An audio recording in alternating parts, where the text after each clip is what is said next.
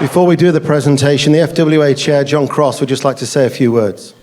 On behalf of Alexander Isak, I wonder whether I could invite Eddie to the stage. Eddie and Simon Simon is also going to come as well. Simon Weatherstone and Eddie are going to take the... Just would like to come this side, gentlemen, here, if I don't fall.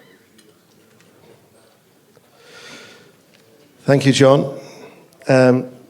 Eddie, thank you very much, especially after the disappointment of today for being with us, and you, Simon, as well. I'm not sure I'm going to get an exclusive here, but will you appeal that red card? We'll have a look at it. I will have a look at it, yeah. I think I have actually seen it now. And I've still got no comment.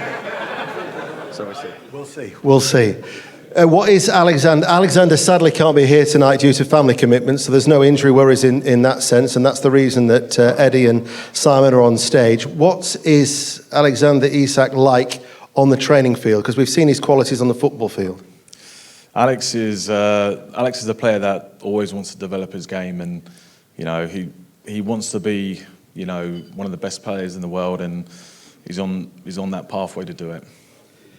How can somebody who's already probably world class get better? Well, I'm a big believer that you can always get better, and I think Alex is the same, and that's why he's such a pleasure to work with. He does send his apologies to everyone tonight. He was desperate to be here. But I think we get the pleasure and honour of seeing him train, and I think when you see some of the things he does in training, it's akin to what you see in the game. Yeah, he wants to improve. He works with the coaches. He does extra after training, honing his skills. I think there's always stuff we can improve. We point that out to him, of course. That's our job. And I think, as Simon said, he's on the path to getting even better. And what's he like as a person? He's a great laugh. He's a great laugh around the place, and the lads love him.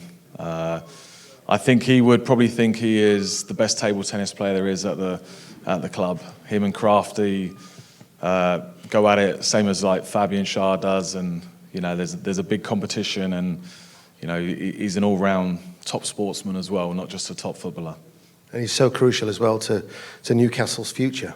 Yeah, no, 100%. And it's not just Alex. I know Alex would be saying his teammates support him as well, and Alex can only be the best he can with the teammates and support around him. Eddie, it would be remiss of me not to talk to you about 2 weeks' time and what potentially could be such a great day for Newcastle United. How excited are you about going back to Wembley? Yeah, we're really looking forward to it. I think my mind is on our next game, is on West Ham. Well, actually, it's on today's game, to be honest.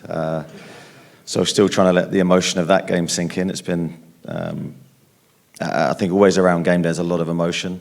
So I'm trying to, usually I'm at home watching the game back.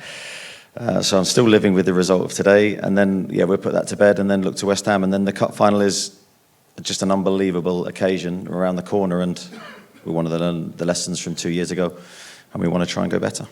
For somebody who doesn't get carried away when you win, and you don't get too downhearted when you lose, have you dared to dream about winning in a fortnight's time?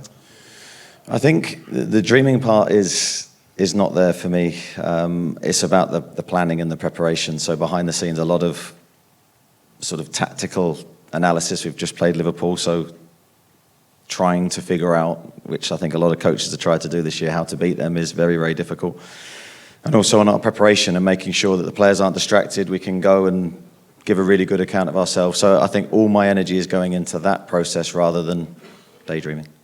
Well, thank you for joining us tonight, and we wish you well for a fortnight's time. Simon Weatherstone and Eddie Howe.